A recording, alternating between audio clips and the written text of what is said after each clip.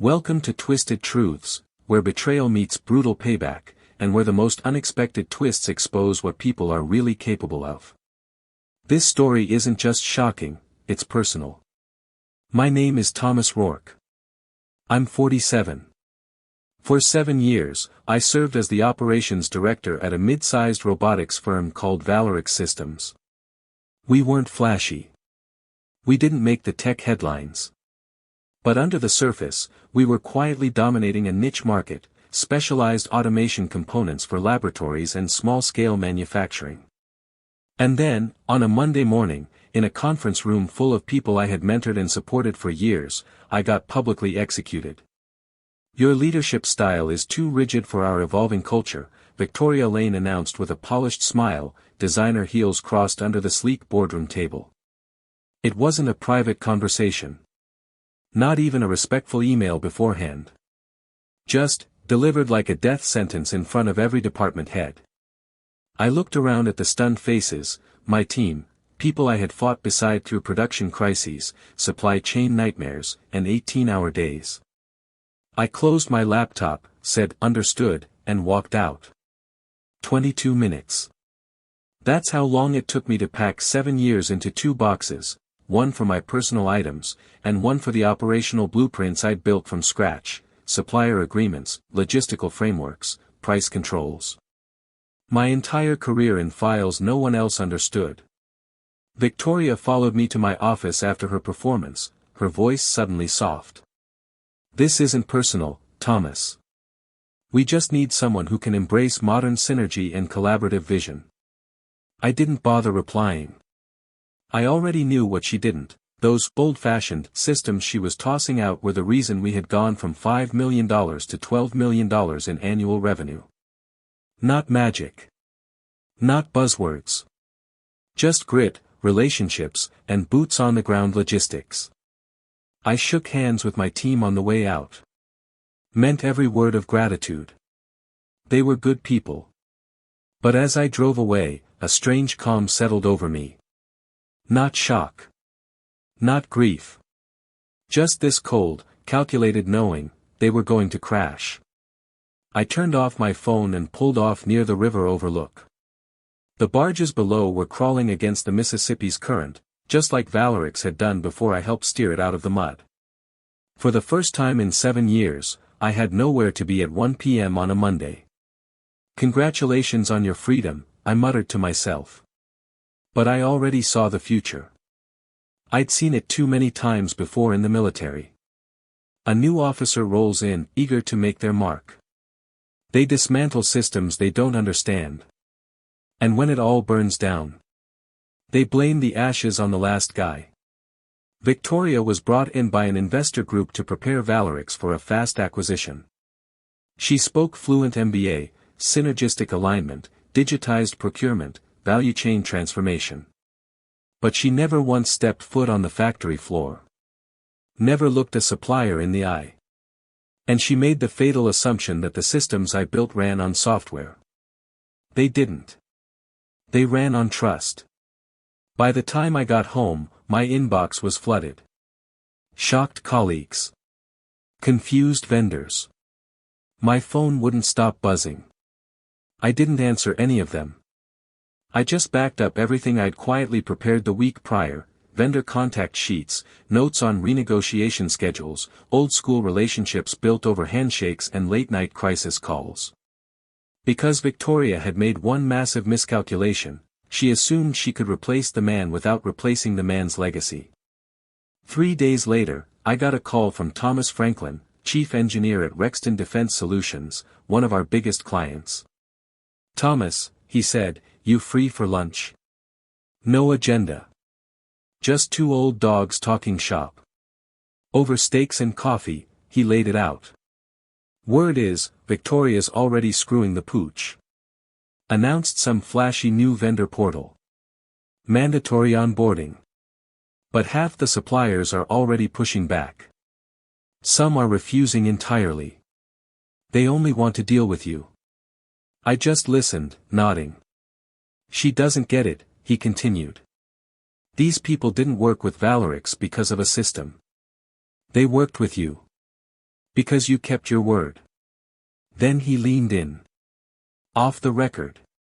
I know a company looking for someone who can rebuild their ops from scratch. They're scaling fast. And they need someone who knows what the hell he's doing. I didn't say yes. Not yet. But I left that lunch with something more powerful than a job offer. I left with momentum. Later that night, my old boss, Harold Stein, the original founder of Valerix, texted me. Heard what happened. What the hell were they thinking? Call me. And just like that, the first spark was lit. Not for revenge. Not yet. But for justice. Because Victoria thought she'd deleted me. But all she did was hit pause. And I was about to hit play. Hard. They say when a machine breaks down, the signs are subtle, until they're not. 3 days after I was fired, my inbox pinged again. This time, from Valerix. Not Victoria. Not even HR. But from purchasing. Urgent, need contact info for Midwest Precision. They won't sign the new contract without confirmation from you. I didn't answer. Instead, I called Harold back. Harold Stein, former owner, my old boss, the man who had once looked me in the eye and said, "You military guys know how to get things done. Make our chaos make sense." He'd sold the company last spring to an investor group that promised growth, innovation, and a bigger market share. But Harold kept a 15% stake, and more importantly, he kept watching. "You were the only one keeping that place upright," he said flatly. "I've been getting reports. Delays, price hikes. Victoria tried to bully the suppliers into new terms. She doesn't understand how those contracts were built," I replied. "They weren't just deals. They were relationships." He exhaled. "They're going to call you. Beg, even. They already are." I didn't say it with pride. It wasn't satisfying. It was just, sad. I had built something real. They threw it away for buzzwords and power moves. But that sadness began to harden. And I started to see the cracks widen. For days after that call, Thomas Franklin reached out again. "Production delays," he said. "Nothing massive yet. But patterns are forming. Wrong fasteners. Late shipments. One of their guys didn't even know the difference between a grade 5 bolt and a grade 8. Sounds like someone hired for a spreadsheet, not a factory," I replied. He laughed. "You know, Valerix is still trying to act like they're in control. But their vendors? They're all whispering. They feel burned." That's when something clicked inside me. This wasn't just about my pride. It was about integrity, and watching people I respected, people who had trusted me, get steamrolled by a system that no longer valued what actually worked. And that's when another offer came in. Julia Warner, CEO of Westmark Systems, a rising player in biotech automation. We'd crossed paths a few years ago at an industry summit. She remembered me. And when Thomas Franklin whispered my name into her ear, she called within hours. "Thomas, I need someone who can do what you did for Valerix, except better. We're scaling too fast. Our supply chain's cracking. We don't need fluff. We need function." I met with her the next day. She didn't talk about synergy. She asked about lead times, storage efficiency, freight optimization. A real operator. And then she said something that changed everything. "I want to give you full control. Build it your way. Fix what's broken. And if you succeed, I'll give you equity. Ownership." That was the moment I knew I wasn't just going to move on. I was going to build something stronger. And when Valerix finally came crawling, I was going to let them see exactly what they threw away. 1 week later, I started at Westmark. Day 1, I toured the floor.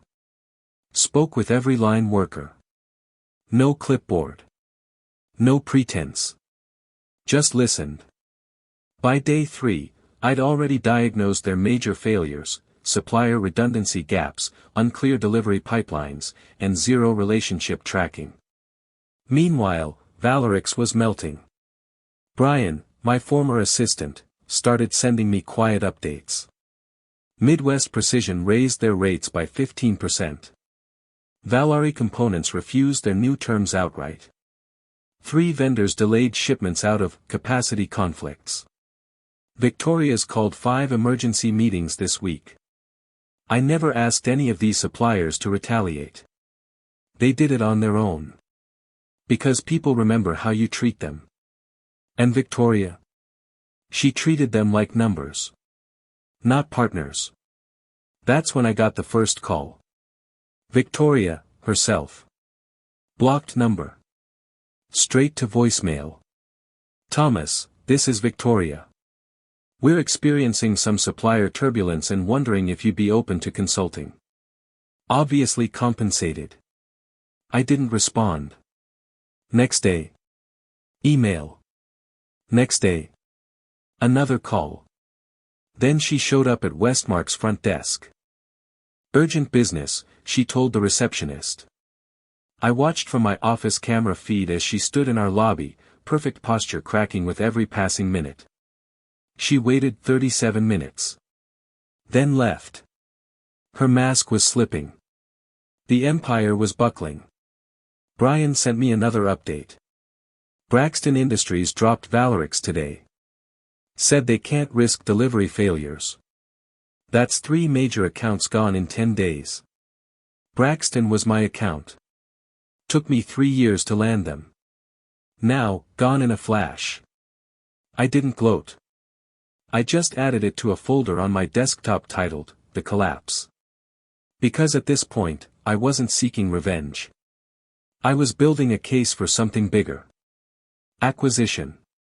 Julia and I had discussed it lightly. But now. It was real. Westmark had manufacturing gaps. Valerix had the equipment, and the team, minus the leadership. If we moved now, we could save 200 jobs. And expose Victoria's reckless arrogance for what it truly was, destructive. I drafted the first internal memo that night. Title: Strategic Expansion via Targeted Asset Acquisition. No emotion. Just facts. But every line whispered the same message. They fired me. Now they'll answer to me. At first, I thought Victoria's mistake was arrogance. But it was more than that. It was a cover-up. A week after Braxton Industries cut ties with Valerix, I got a quiet message from someone I never expected. Eleonora Hayes, Valerix's head of finance. We weren't close. But we respected each other. She was one of the few people who cared more about truth than politics. Her message was simple. Can we meet? Off the record. Coffee shop, 4:30. I almost didn't go. But something in her tone, it felt like a warning. She looked different when she arrived. Tired. Not just sleepless tired, but soul tired. The kind of exhaustion you see in people forced to lie for a living. I can't stay long, she said. But you need to know what's really going on. I sat in silence as she pulled out a tablet, opened a spreadsheet, and turned the screen toward me. Margins. Targets.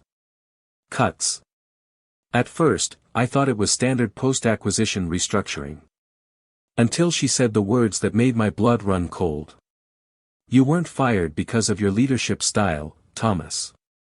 You were fired because you were the only one who would have stopped this. She tapped the screen.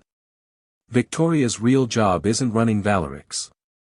It's prepping it for a flip, an accelerated sale to an overseas holding group. Valerix was already profitable, I said, jaw tight. Not profitable enough for their investors, she replied. They want 20% margin minimum. And the only way to hit that is to gut the supply chain. Cut vendor rates by 12%. Shift to overseas parts. Reduce QC staffing. The works. I stared at the numbers. The math didn't add up.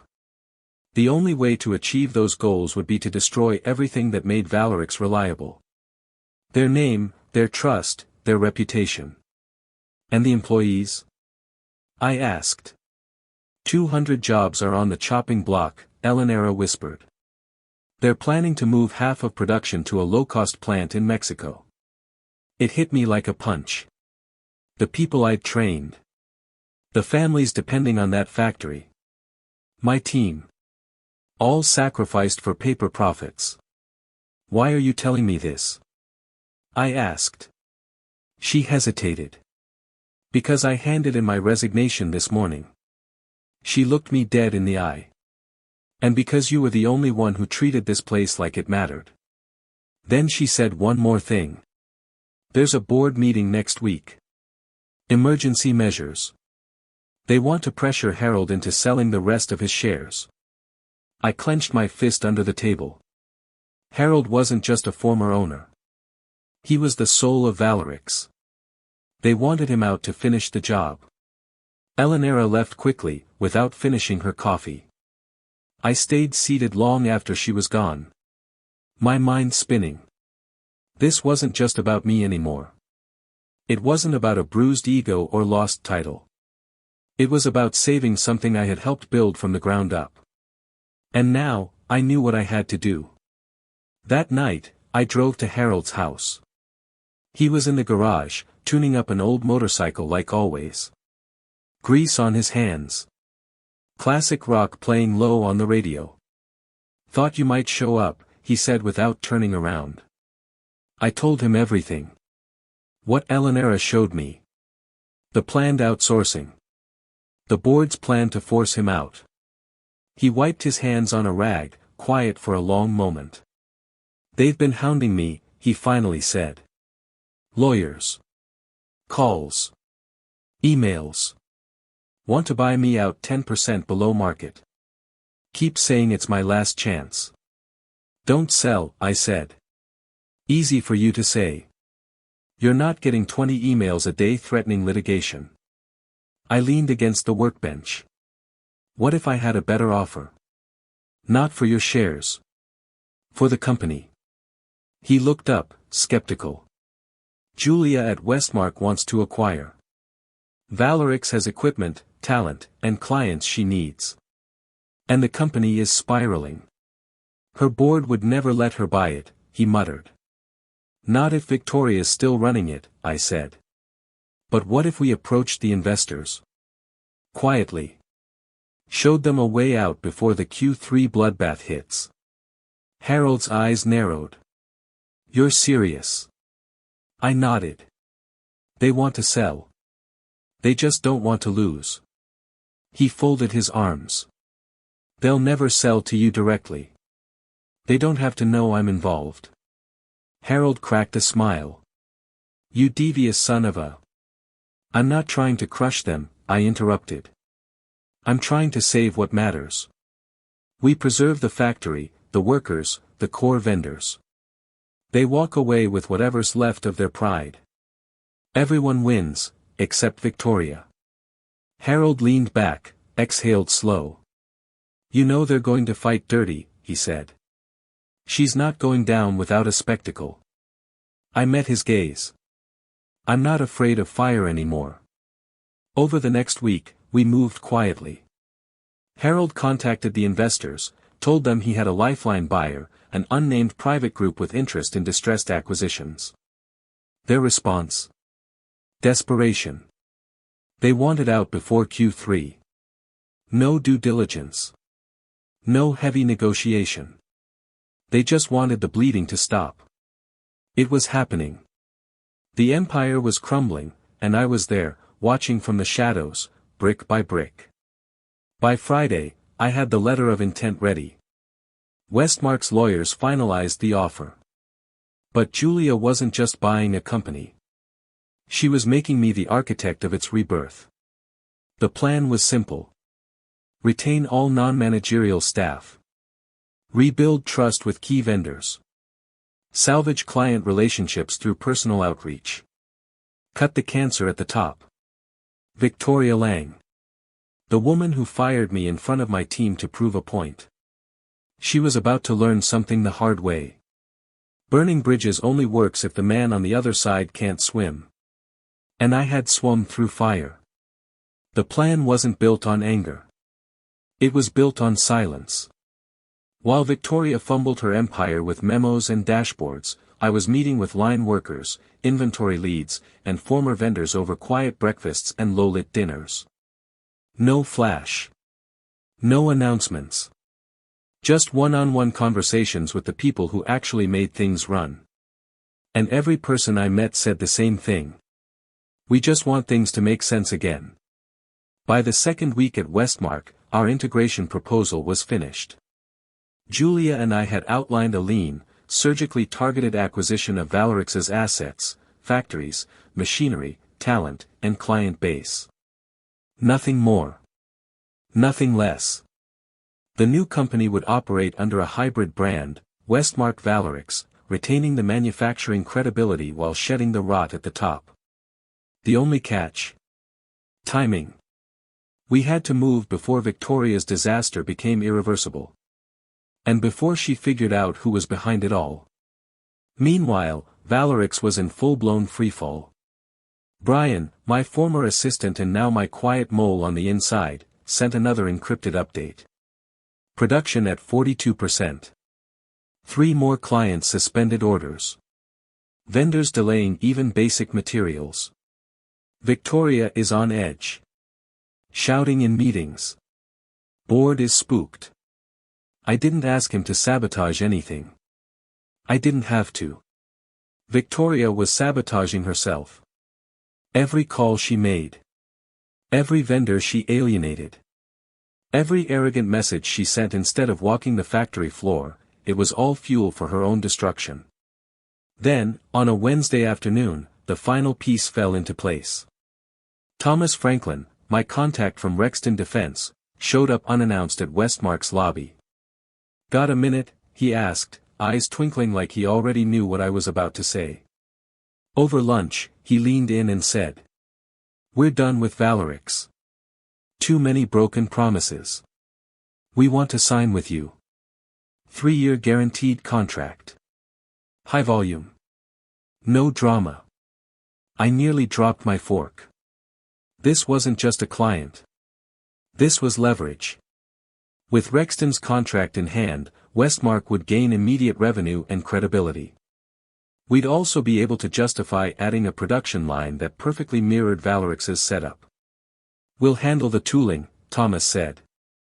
"We just want a partner who delivers." I nodded, already seeing the next move. That night, I presented the contract to Julia. She read it 3 times, eyes widening with each pass. "This changes everything," she said. "This deal alone makes the acquisition worthwhile. Let's go." The next step was testing the water. We sent Harold back to Victoria's investors with a formal but anonymous offer. They didn't even blink. They just asked one question. "Can we close before next quarter's earnings?" They were bleeding out, and they knew it. By Monday, we had preliminary agreement in hand. Julia's legal team prepped the acquisition paperwork. I wrote a transition plan that included a full audit of Valerix operations. And I made sure one sentence stood out in bold. Current executive leadership will not be retained in any capacity. Victoria was about to find out just how expensive it was to publicly humiliate the wrong man. One last piece remained. The meeting. The official acquisition announcement was scheduled at Valerix HQ, 9 a.m., 3 months to the day since my public firing. I planned my entrance carefully. Not to rub it in. But to make it clear. I wasn't back for applause. I was back to restore what she tried to destroy. The night before, I sat in my home office, reviewing the final proposal. On one side, a failing company built on ego, short-term greed, and fake culture. On the other, a new model driven by results, loyalty, and people who gave a damn. I looked over at the boxes still stacked in the corner, my old notes from Valerix. The same ones I'd carried out on the day she blindsided me. Now they'd be the blueprint for something better. Poetic. Almost too perfect. But life rarely gives you perfect. Unless you build it yourself. 9 a.m. sharp, I walked into the Valerix boardroom. Julia beside me. Legal team behind us. Harold already seated at the far end, cool and calm like a man watching a chessboard collapse. Victoria looked up. And froze. Her eyes darted to Harold. Then to me. What is he doing here? Harold didn't flinch. Thomas is here representing the acquiring entity. Victoria's voice cracked.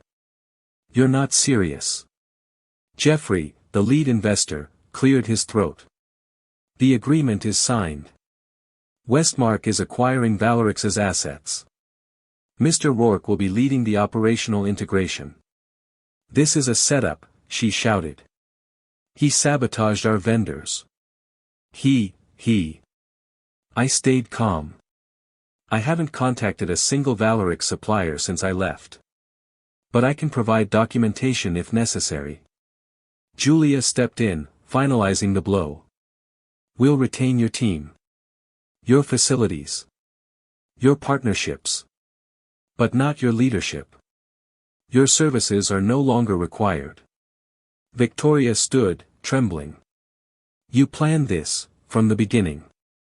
I met her eyes. No, Victoria. You did this the moment you mistook control for competence. You burned every bridge. I just watched the fire. She stormed out without another word. And just like that.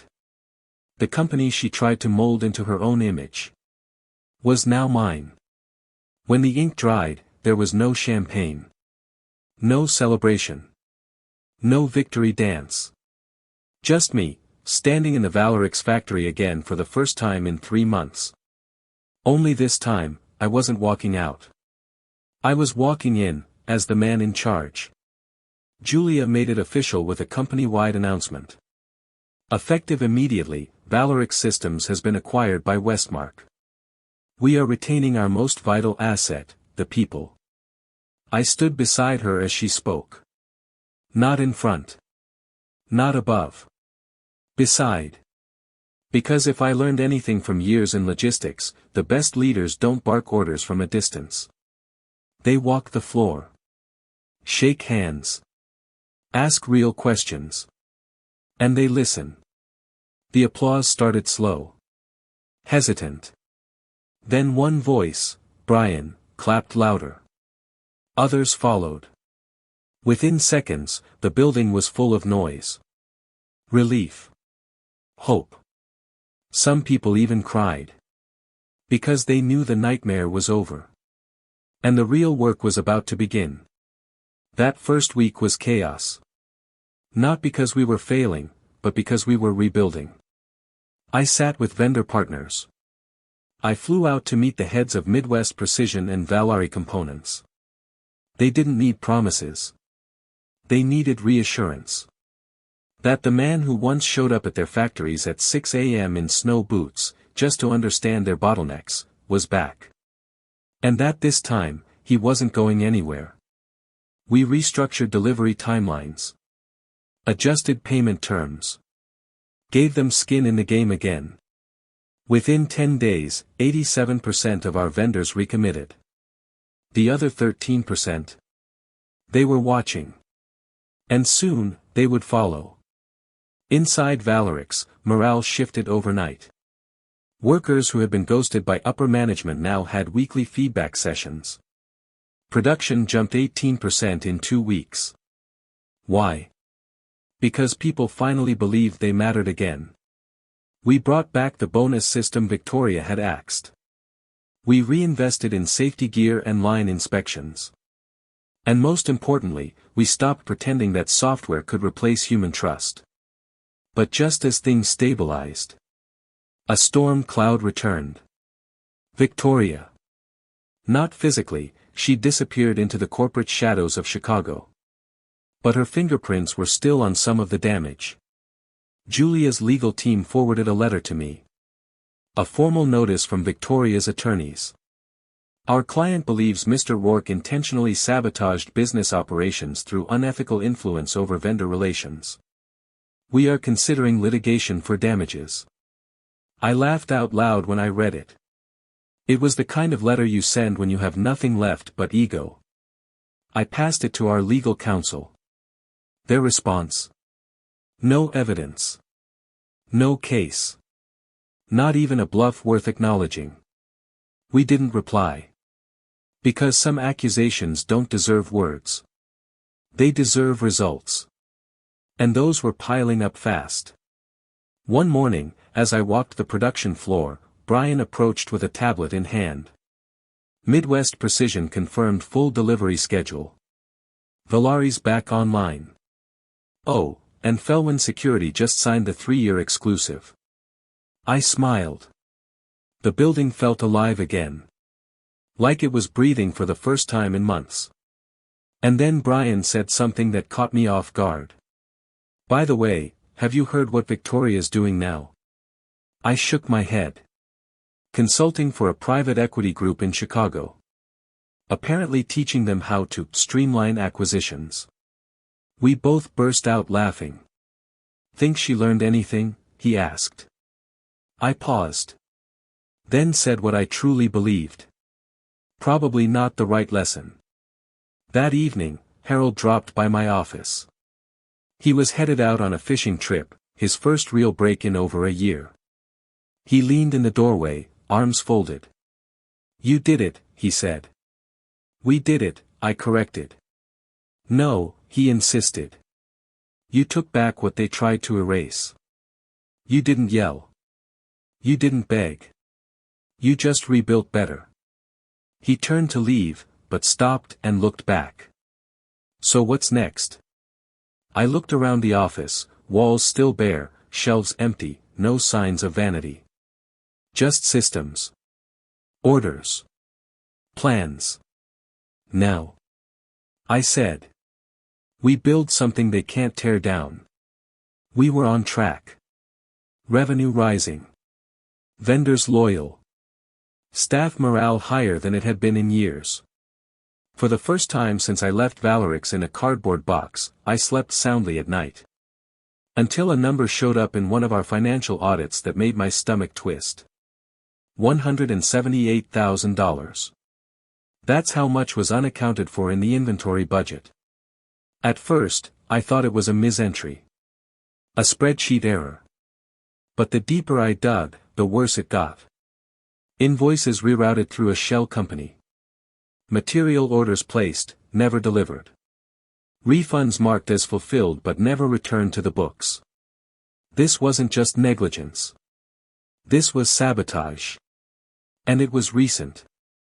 I called Eleonora first, the former Valerix finance director who'd helped expose Victoria's original plan. Check for embedded vendors, she said. Victoria's team used to pad accounts by planting shell suppliers. Look for anything added in the last 60 days. We ran a search. There it was. North River Dynamics. A company listed as a secondary supplier for microframe assemblies. Except they didn't exist. The address? A UPS drop box. The contact? Disconnected number. The billing? Wired directly to a bank account in Delaware under a holding company, managed by a former Valerix executive assistant named Lyle Carson. A man who had publicly quit during the acquisition, stormed out, called me a traitor, said I sold the soul of Valerix to outsiders. At the time, I brushed it off as wounded pride.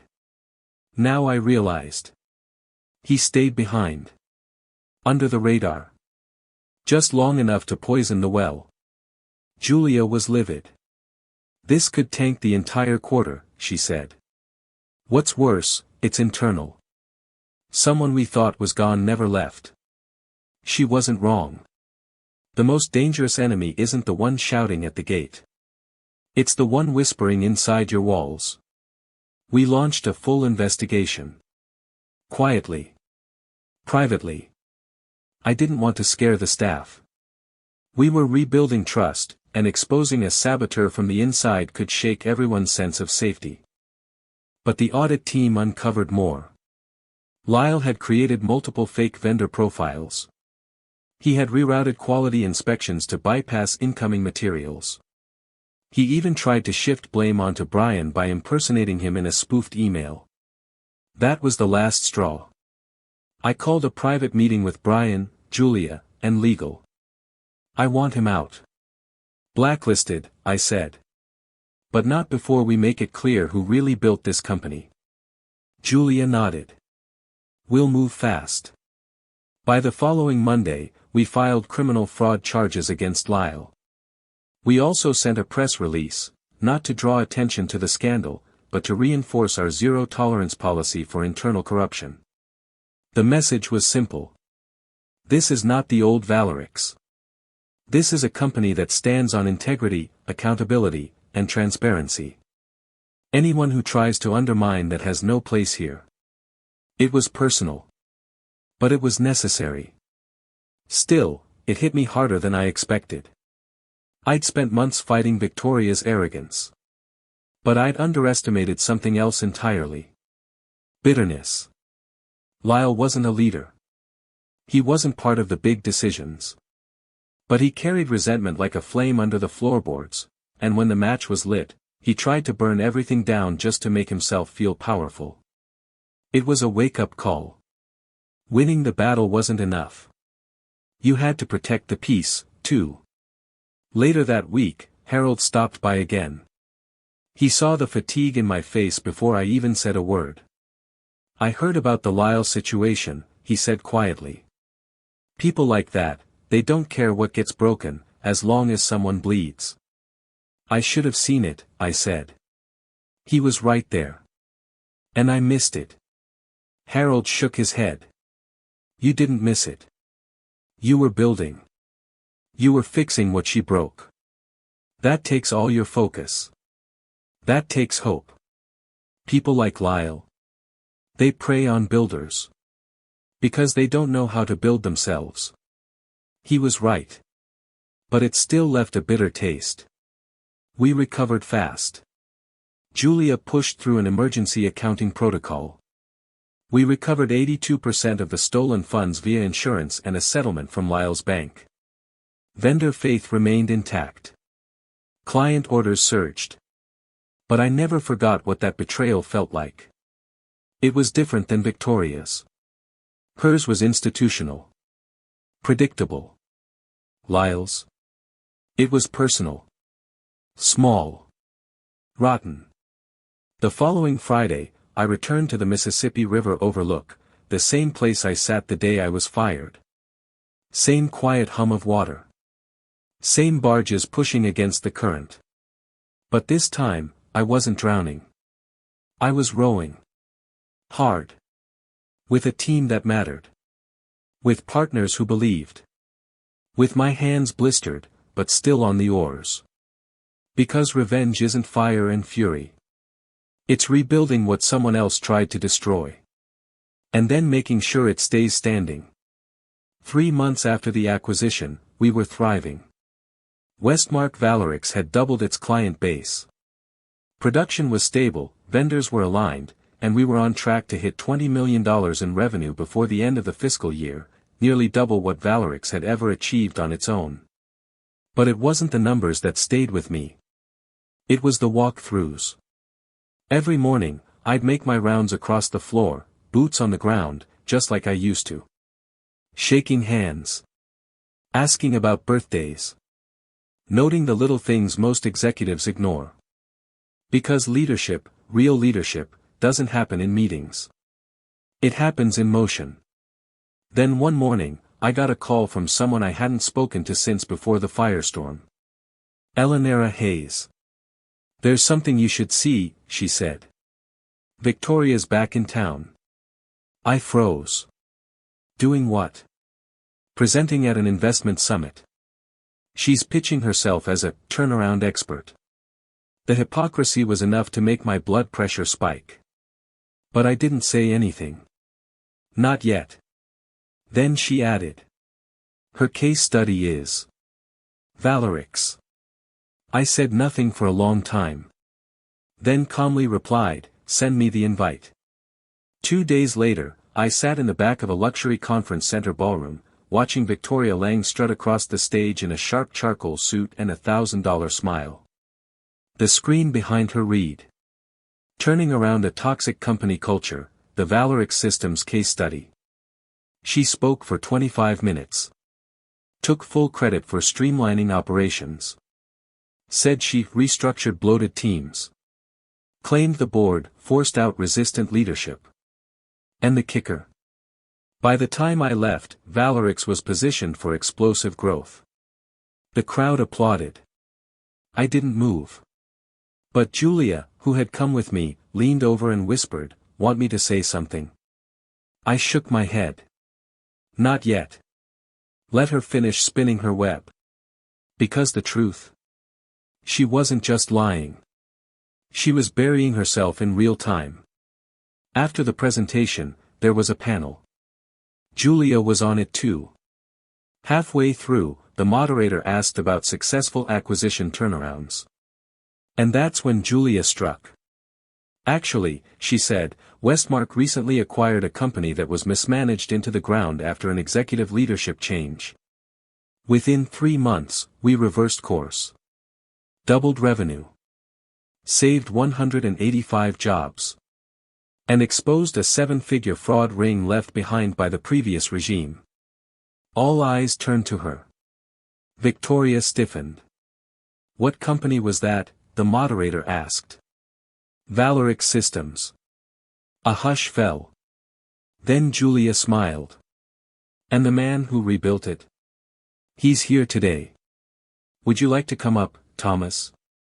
Heads turned. Gasps spread like wildfire as I rose and walked to the front. Victoria's face went ghost white. I took the mic. Calm. Clear. Not angry. Not smug. Just honest. 3 months ago, I walked back into the company that fired me without warning.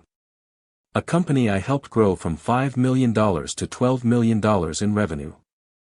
When I returned, I found broken systems, demoralized workers, and vendors who'd been alienated beyond repair. We didn't seek revenge. We sought restoration. We rebuilt what had been gutted, not because we wanted to prove a point, but because those people deserved better. Leadership is about more than metrics.